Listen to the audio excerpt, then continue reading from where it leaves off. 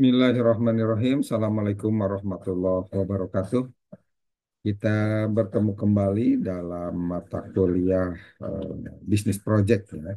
Kali ini kita akan membahas tentang bagaimana membuat perencanaan project bisnis atau bisnis project itu sendiri ya. Eh, Terkait perencanaan project bisnis ini, kita harus memahami apa yang menjadi orientasi perencanaan proyek ini sendiri. Di mana agar perencanaan proyek bisnis ini berjalan dengan efektif, minimal kita harus memperhatikan 10 hal, yaitu menentukan tujuan proyek ini sesuai dengan orientasi bisnisnya, apakah bidang jasa, manufaktur, ataupun layanan kesehatan dan lainnya. Lalu yang kedua, lakukan analisis pasar. Selanjutnya, buat rencana operasional, menyusun anggaran, mengidentifikasi resiko, dan menentukan tim yang bertanggung jawab terhadap pelaksanaan proyek bisnis ini sendiri. Lalu yang ketujuh, membuat rencana pemasaran. Dan kedelapan, monitoring dan evaluasi. Sembilan, dokumentasi rencana proyek. Dan yang terakhir, implementasi dan review.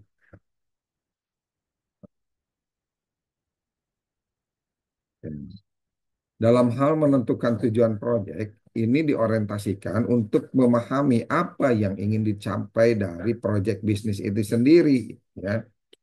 Misalkan untuk meningkatkan penjualan, meluncurkan produk baru, ataupun memperluas pasar yang sudah ada. Ada konsep yang bisa memastikan bagaimana tujuan proyek bisnis ini dapat diraih, yaitu dengan salah satunya dengan konsep smart goal, di mana kita harus memperhatikan sisi-sisi yang menguatkan pencapaian tujuan tersebut dalam hal spesifikasi usahanya, measurable atau ukurannya, juga achievable. Achievable ini berkaitan dengan pencapaiannya, bagaimana pencapaiannya dan relevansi serta time bound. Smart Goals ini merupakan metode untuk menetapkan tujuan yang spesifik, terukur, dapat dicapai, relevan, dan tentunya memiliki batas waktu.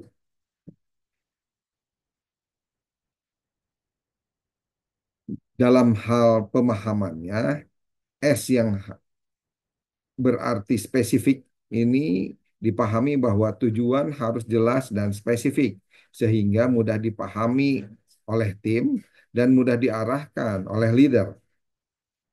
Selanjutnya M, measurable, terukur. Tujuan harus dapat terukur sehingga kemajuan dapat dievaluasi ataupun dipantau secara benar dan tidak keluar dari tujuan proyek bisnis itu sendiri. A-nya adalah achievable, dapat dicapai. Tujuan harus realistis dan dapat dicapai sehingga tidak sulit atau bahkan juga tidak terlalu mudah untuk mencapainya. R-nya relevan. Tujuan harus relevan dengan kebutuhan dan prioritas sehingga tidak membuang waktu dan sumber daya. Dan yang terakhir T-nya atau time bound atau batas waktu, di mana tujuan harus memiliki batas waktu kapan proyek ini berakhir, selesai, sehingga dapat dijadwalkan dan dipantau langkah-langkah selanjutnya. Manfaat dari Smart Goal ini untuk meningkatkan fokus dan arah tujuan, meningkatkan kemampuan dan mengukur kemajuan, meningkatkan motivasi dan komitmen, meningkatkan kemampuan dan mengatasi berbagai hambatan dan tantangan. Dan yang terakhir, meningkatkan kemampuan untuk mencapai tujuan yang diinginkan. Kita lihat contoh Smart Goal, misalkan ada proyek dalam upaya meningkatkan penjualan sebesar 15% dengan ukuran waktu atau time bound-nya adalah dalam waktu 6 bulan dengan meningkatkan promosi dan pelayanan pelanggan. Contoh kedua, ya, dalam hal biaya operasional, mengurangi biaya operasional sebesar 10% dalam waktu 3 bulan dengan mengoptimalkan penggunaan sumber daya dan menghilangkan atau mengurangi pemborosan. Contoh ketiga, meningkatkan kualitas produk dengan mengurangi tingkat kesalahan error activity sebesar 20% dalam waktu 9 bulan dengan meningkatkan pelatihan karyawan dan mengoptimalisasi proses produksi. Nah, ini contoh-contoh secara menyeluruh. Langkah kedua, dalam perencanaan proyek bisnis ini, yaitu dengan melakukan analisis pasar, di mana kita mengidentifikasi target pasar, siapa yang menjadi pelanggan potensial. Lalu yang selanjutnya menganalisis kompetitornya, siapa yang menjadi kompetitor atau pesaing dan apa yang mereka miliki sebagai keunggulan.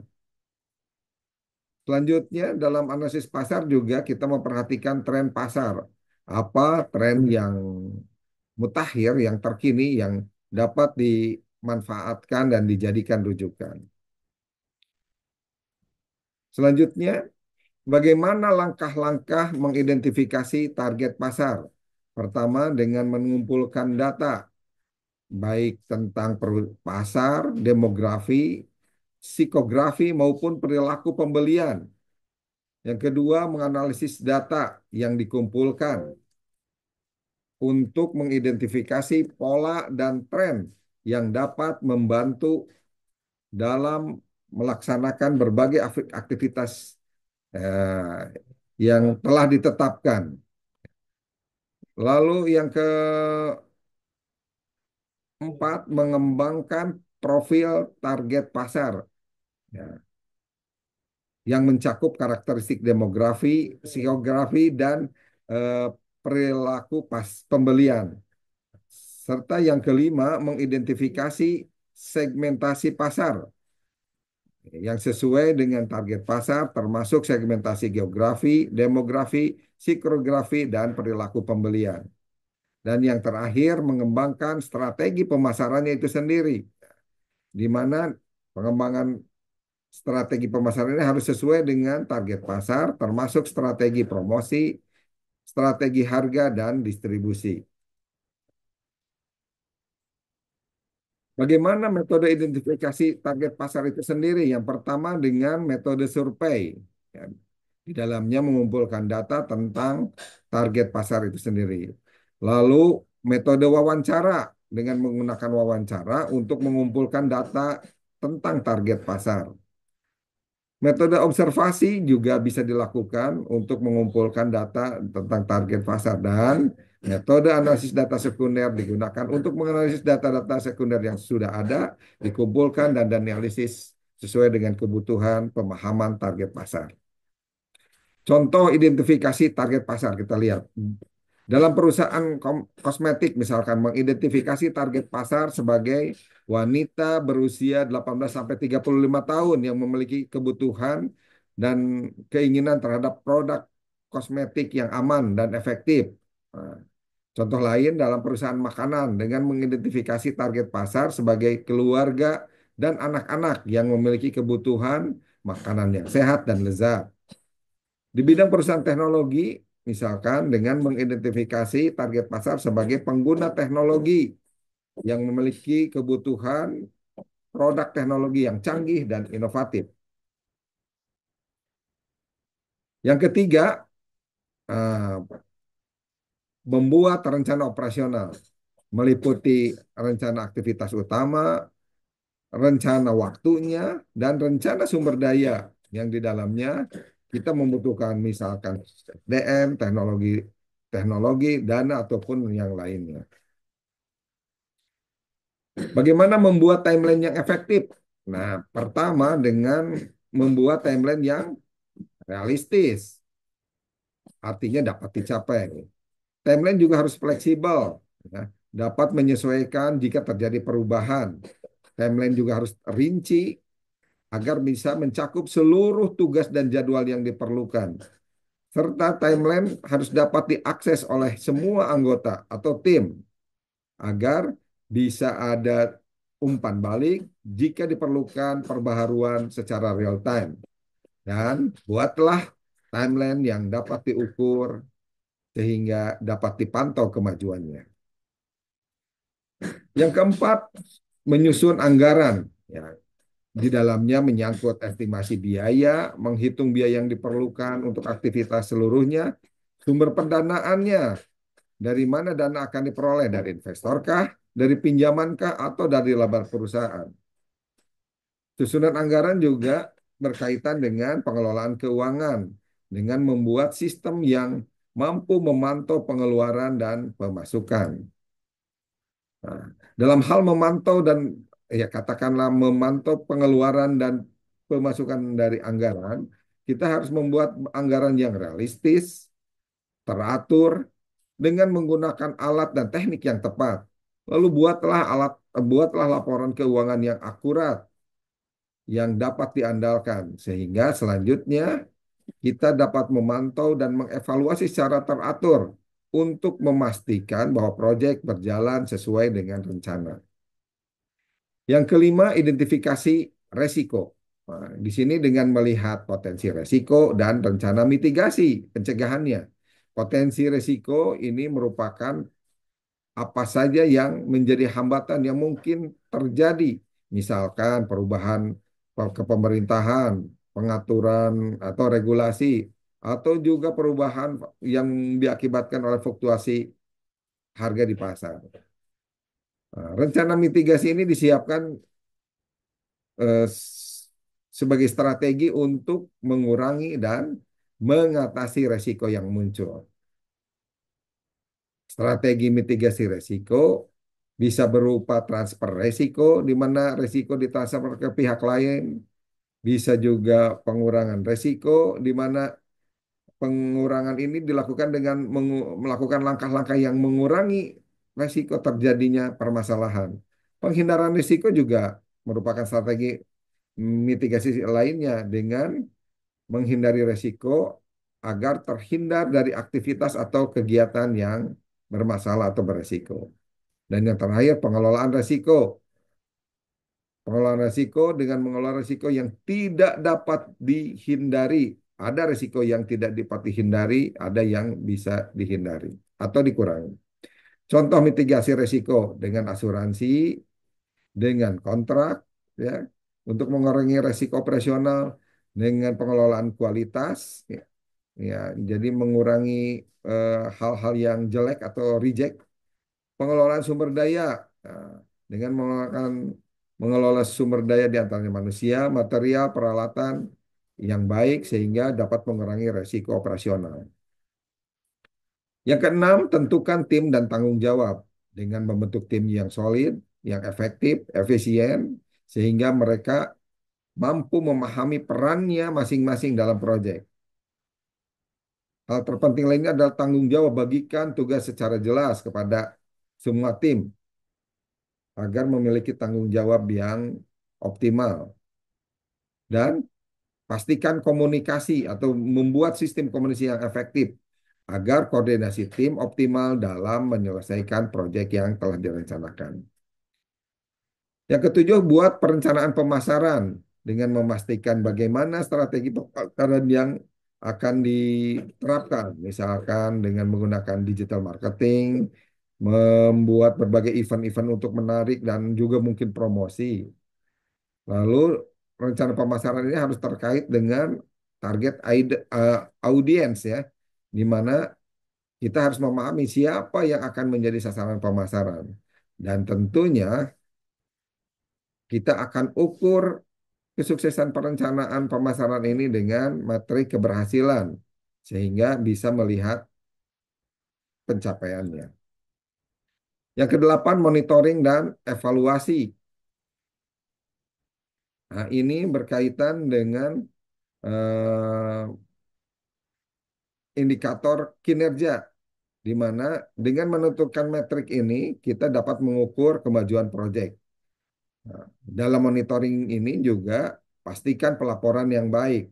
Buat pelaporan secara berkala untuk memantau perkembangan dengan detail.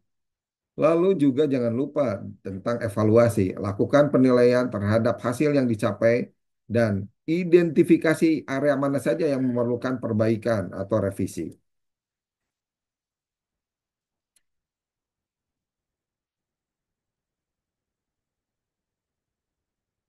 Hasil ini harus didokumentasikan. Sebentar. Aduh, ini keluar.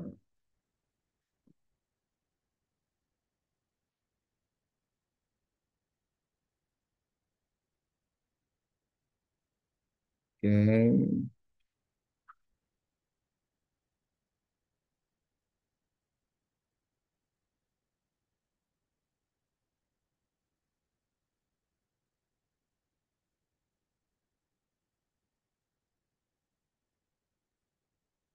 Ini sudah dikena close. Sebentar.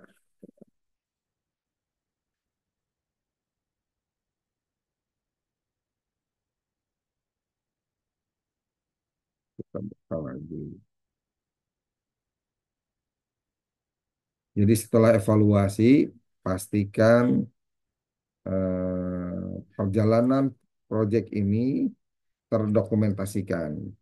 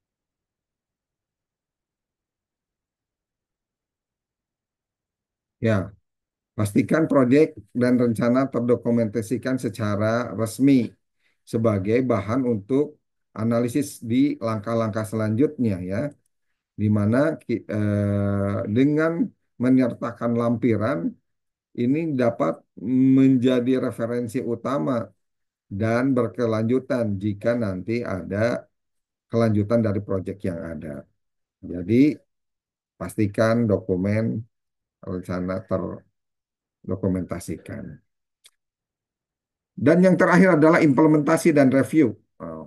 Eksekusinya dengan mulai menjalankan proyek sesuai rencana, melakukan review berkala di mana di dalamnya ada langkah-langkah evaluasi yang rutin dan memastikan bahwa proyek tetap on track sesuai dengan kesepakatan dan konsep yang telah direncanakan. Dan yang terakhir, fleksibilitas. Bersiaplah untuk menyesuaikan jika rencana ini tidak sesuai dengan apa yang ada di lapangan atau terjadi.